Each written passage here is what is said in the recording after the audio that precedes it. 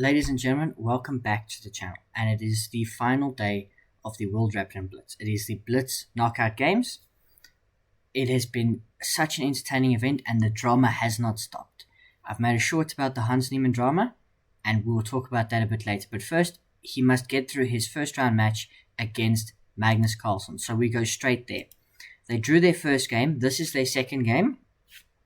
Hans has got the white pieces, and he plays the move e4. Magnus responds with a Sicilian, and they go into a Rossolimo Sicilian. Magnus plays the move e5. We get knight to c3. I'm going to start speeding up because I've got a lot of games I want to show you. So they play lots of theory. I'm sorry I don't have the clocks with me at the moment, but that is just a side effect of the board layout. It was a normal game up until... they've done nothing special here. Hans took control of d5, and nothing particularly special takes place. They trade pieces. It's very much level.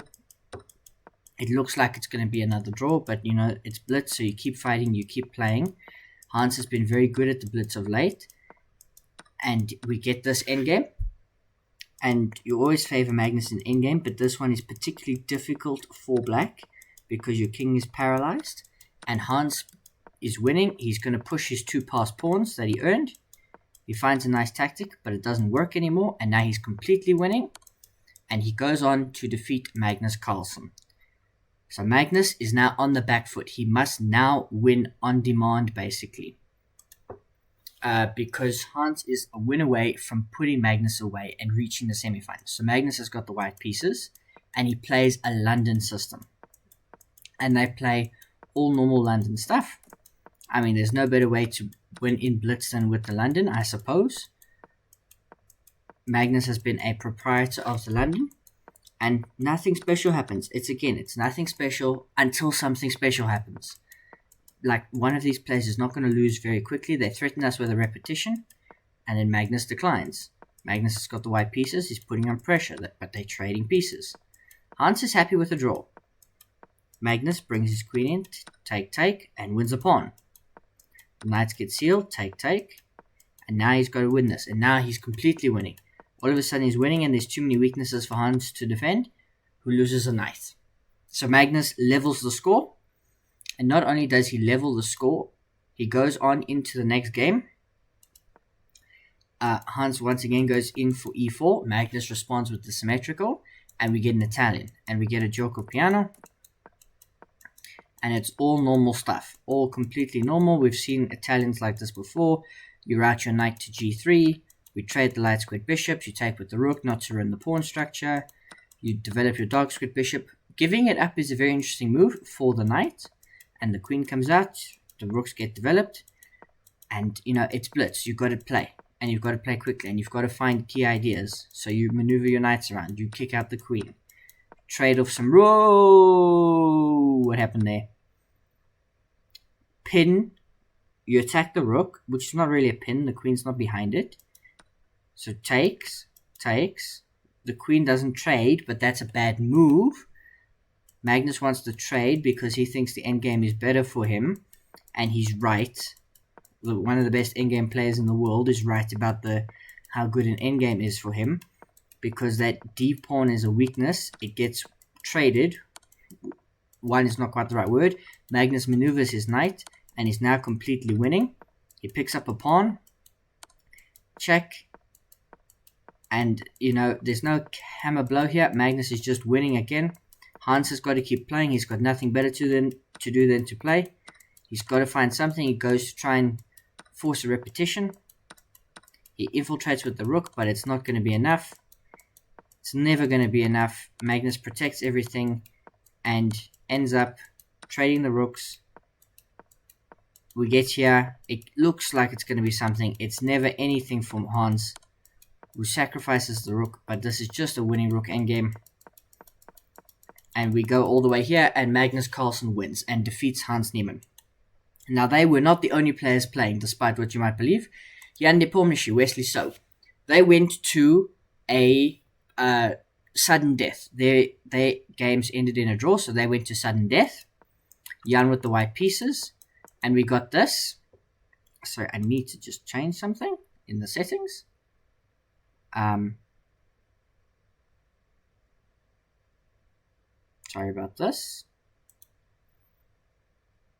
Anyway. So it's another Italian. And Jan grabs the dark squared bishop. Or doesn't. It's just there. He can grab it whenever he wants. Now he grabs it when an escape was made for it.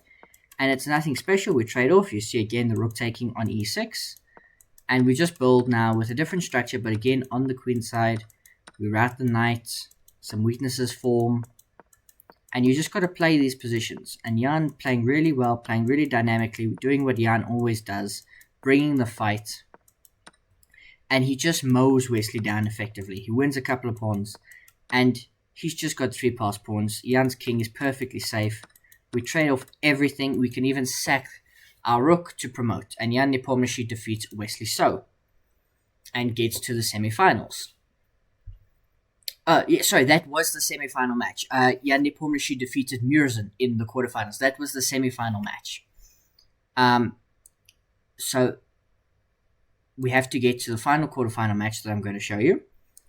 Jan Krzysztof Duda versus Fabiano Caruana. This was their first game. It was a Sicilian. Fabiano, one of the best theoreticians, chess theoreticians, if that's even a thing. He knows lots of theory, particularly in Sicilians. He studied them. But in blitz, that means nothing, because you don't have to play what's in book. The players reach a fairly normal position. It starts to get a bit weird for Fabiano. He invites a big attack from Jan Krzysztof, who's a very good dynamic player. He's won the World Cup. I don't know if it was him or if it was Rapport, but they both have played really well. And we get here, and it's dynamic. And we just lots of shuffling. Eventually, the queens come off. And Fabiano gets a slightly better position. In fact, Fabiano was better, but now white is winning.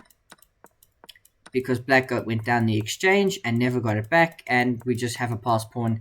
And Jan Krzysztof Duda defeats Fabiano Caruana. And his prize for defeating Fabiano Caruana is to play Magnus Carlsen.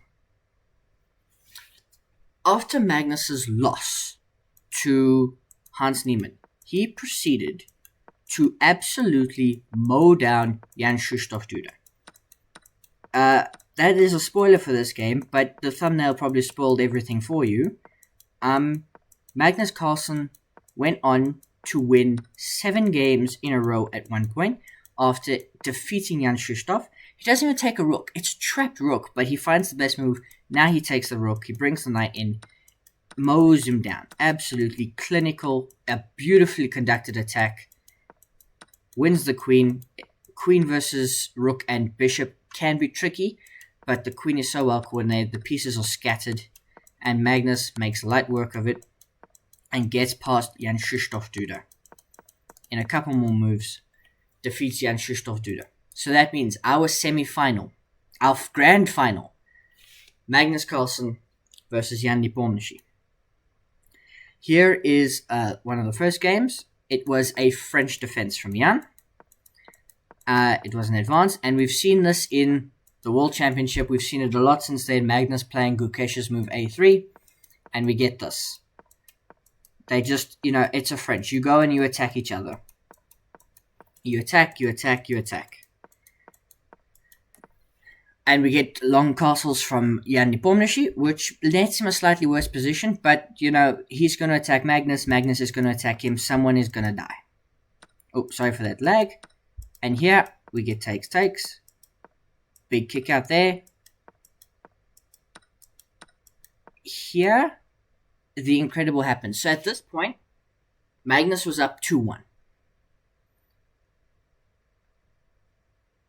This move is a mistake, and it's the beginning of the end for Magnus Carlsen. He won 7 games in a row, 2 against Jan, 3 against Jan Krzysztof Duda, 2 against Hans Niemann.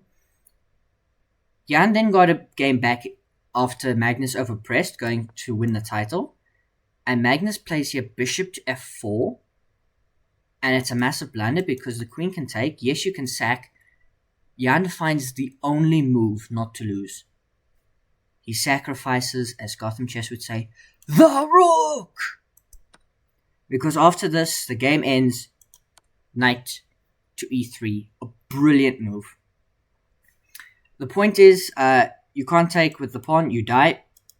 You have to come back with the queen, and then you get this check, and everything just falls.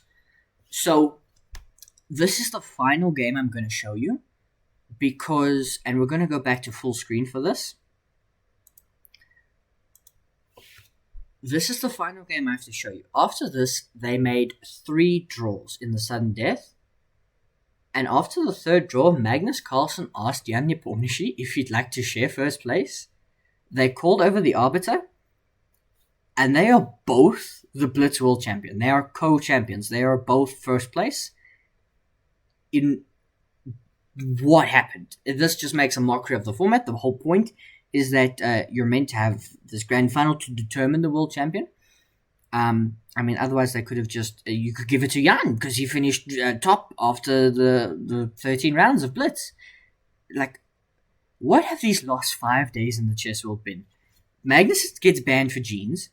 Hans Niemann, yesterday, didn't have a game against Daniel Dubov. Dubov, after Hans got eliminated, puts out a message on Instagram, which then got, taken a photo of and put on Twitter, or X, challenging Hans Niemann to a 24-game blitz match, 3+2, $2,000 a shot for a game if you win, as long as Hans agrees to a lie detector test. Hans says he's not doing that, but he will accept the 24 blitz games match against any chess master for like 20k or whatever, a sufficient prize money put up. What is going on? Hikaru used to say, he knew what Dubov was talking about. Obviously, Dubov did not oversleep. He just refuses to play Hans Niemann, standing on his principles. Cost him in the end. And he said, if Hans passes, he'll admit fault. But Hans says, he's been through 2 years of torment, and he doesn't want to do that. And now Magnus Carlsen just rewrites the rules again. He played the whole tournament once he returned in jeans. And he just rewrites the rules again. And now we've got 2 Blitz World Champions. Magnus wins effectively his 8th, his 7.5 world titles. I don't know. Is it a half world title or a full world title? His 8th Blitz World title he shares with Jan Nepomniachtchi. Jan Nepomniachtchi, finally world champion, very well deserved. He finished 3rd in the Rapid, finished top in the Blitz after playoffs. An incredible performance from him. To come from 2 games down to 2-2 against Magnus with that incredible 4th game, that final game where he just obliterated Magnus as king and won everything. Ladies and gentlemen, just what's going on? What is going on?